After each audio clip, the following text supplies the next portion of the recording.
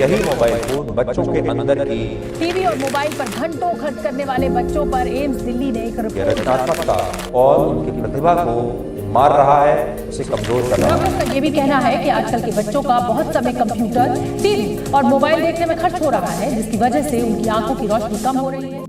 आप सभी ने एक चीज नोटिस की होगी कि अर्ली 2000s में जब आप छोटे रहे होंगे तब आप मोस्टली या तो बाहर जाकर खेलते होंगे या अपने पेरेंट्स या दोस्तों के साथ गप्पे लड़ाते होंगे। तुम्हारे पेरेंट्स तुम्हें होमवर्क कराते होंगे और तुम खिलौने के लिए लड़ते होंगे। जबकि आज के जमाने से कंपेयर करें तो आउटडोर गेम्स की जगह बच्चे मोबाइल्स में घुसे रहते हैं। दोस्तों से इंटरेक्शन पबजी या फ्री फायर खेल के होती है। होमवर्क वो भी यूट्यूब से चलता है और जो तुम टॉयज की लड़ाई करते थे वो अब मोबाइल की लड़ाई बन चुकी है। 2024 में अर्बन एरिया के 70,000 पेरेंट्स पे एक सर्वे किया गया था, जिसमें 66% पेरेंट्स ने कहा कि उनका बच्चा सोशल मीडिया, OTT या ऑनलाइन गेम्स की एडिक्शन में फंस चुका है, जिसमें 58% पेरेंट्स ने ये कहा इस वजह से उनके बच्चे में एग्रेशन और इम्पेशंस बढ़ रहा है। मुझे फोन दो।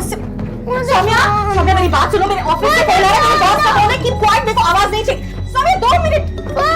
और इसका रीजन क्या है? टाइम्स ऑफ इंडिया के मुताबिक 5 साल से कम बच्चों का स्क्रीन टाइम 2.2 आवर्स का रहता है और 2 साल से कम बच्चों का 1.2 आवर्स का रहता है। लेकिन WHO क्या कहता है कि 2 साल से कम उम्र के बच्चों का स्क्रीन टाइम होना ही नहीं चाहिए, लेकिन वो 1.2 आवर्स का चल रहा है।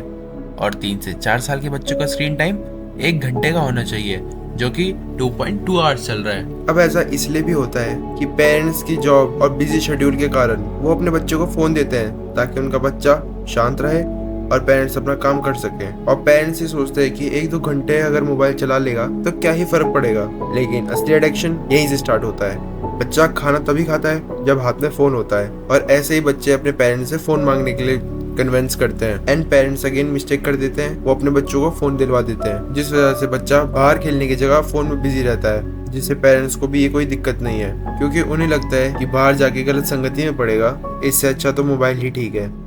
पर उन्हें क्या पता कि बच्चा मोबाइल में क्या कर रहा है, जिसके बाद ज्यादा मोबाइल एक्सेस करने से बच्चों को चश्मा भी लग जाता है एंड फिर सर में दर्द। और जब पेरेंट्स को लगता है कि ये सब चीज मोबाइल से हो रही है, तब तक बहुत देर हो चुकी होती है। बच्चा एक फोन एडिक्ट बन चुका होता है, सेम एज ड्रग्स एडिक्ट। आप इंटरनेट में जाके खुद सर्च कर लो तो आपको हजारों ऐसी वीडियो मिल जाएगी जिसमें पेरेंट्स अपने बच्चों के एडिक्शन की प्रॉब्लम दिखा रहे हैं। No iPad. I don't want food. What do you want? iPad. और ये एडिक्शन बच्चों तक सीमित नहीं है, बल्कि बड़ों में भी ये देखा जाता है, और ये वायरस बहुत बुरी तरह से फैल रहा है। जब हम फोन चलाते हैं तब हमारा दिमाग जो न्यूरॉन्स हैं उसमें डोपामीन रिलीज करता है, जो मोटिवेशन, जॉय या हैप्पीनेस देता है। और कुछ चीज ऐसी होती है जिसमें डोपामीन तुरंत बूस्ट होने लग जाता है, जैसे चॉकलेट, ड्रग्स। अब ये सब मैं तुम्हें इसलिए बता रहा हूँ क्योंकि mobile manufacturer are not stupid. वो ह्यूमन ब्रेन और साइकोलॉजी की स्टडी करके ऑपरेटिंग सिस्टम और एप्स को डिजाइन करते हैं, जिससे हाईली मात्रा में डोपामिन रिलीज होता है और तुम उसके एडिक्ट बन जाते हो। आपका मोबाइल फोन ही अब आपकी जिंदगी का मालिक बन चुका है। सोशल मीडिया छोड़ के आप दोनों कितने दिन तक रह सकते हो? That's not possible. That's not possible. ये एकदम ड्रग्स की तरह है, मतलब कुछ मिसिंग हो जाता है लाइफ। जो डोपामीन होता है वो एक तरीके से एडिक्टिव न्यूरॉन ट्रांसमीटर है, जिससे एडिक्शन शो होता है। वो डोपामीन की वजह से किसी भी चीज की एडिक्शन होती है, जिस वजह से इंसान एक लूप में फंसता चला जाता है और कभी छोड़ नहीं पाता। अब smartphone is very easy product to consume any type of pleasure. तुम फूड लवर हो, तुम जाके फूड वीडियो देखने शुरू कर दो, और अगर तुम्हें लग रहा है मैं मजाक कर रहा हूँ तो यूट्यूब में जाके देख लो, हजारों वीडियो तुम्हें ऐसे मिल जाएगी जिसमें लोग सिर्फ खाना खा रहे हैं और उनमें मिलियंस में व्यूज हैं। लगता है मुझे भी अब फूड वीडियोस बनानी शुरू कर देनी चाहिए। These days, screen time seems to be all the time. Most susceptible among us, kids.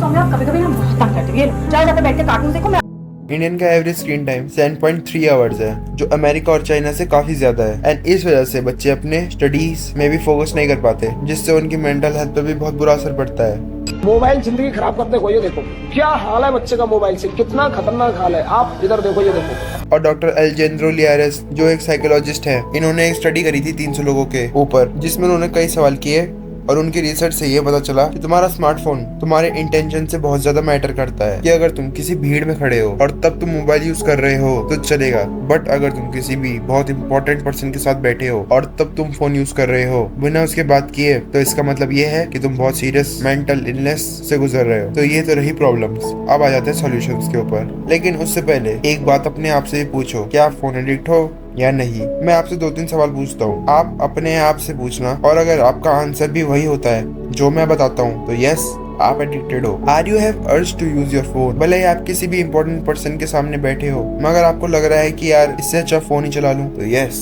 You are a phone addict. And second, अगर तुम सोशल मीडिया में कोई पोस्ट कर रहे हो या स्टोरी डालते हो, उसमें कम लाइक आते हैं या एंगेजमेंट कम आता है, तो क्या तुम बुरा फील करते हो, सैड हो जाते हो? अगर हो रहे हो तो इसका मतलब है कि तुम्हारा फोन तुम्हारा मूड चेंज कर रहा है। इससे तुम्हारी मेंटल हेल्थ भी अफेक्ट होगी और तुम नोमोफोबिया के भी शिकार हो जाओगे। नोमोफोबिया मतलब बिना फोन के इंसान रह ही नहीं सकता, उसे हर 2 मिनट में फोन चाहिए होता है, like an truck addict. And इससे बचने के लिए तुम्हें सबसे पहले अपने फोन का यूज कम करना पड़ेगा। अपना स्क्रीन टाइम को लिमिट करो, कोशिश करो कि 2 घंटे से ज्यादा ना यूज करो। एंड अगर तुम्हारा कोई ऐप बहुत ज्यादा परेशान कर रहा है, जैसे फेसबुक, इंस्टाग्राम या ट्विटर, तो उसे अनइंस्टॉल कर दो। इससे तुम्हारा फोकस बढ़ेगा, तुम्हारा मेंटल हेल्थ इंप्रूव होगा, क्योंकि फिर तुम अपने दिमाग से सोचना शुरू कर दोगे और अपने मेंटल हेल्थ के लिए माइंडफुलनेस मेडिटेशन करना शुरू कर दो। ये चीजें एकदम से कट ऑफ तो नहीं होंगी, लेकिन धीरे धीरे तुम इन चीजों से दूर जाते जाओगे। एंड अगर तुम्हें ये वीडियो अच्छी लगी हो तो इस वीडियो को लाइक करना और कमेंट में अपने विचारधारा को टिप्पणी बॉक्स में साझा करना।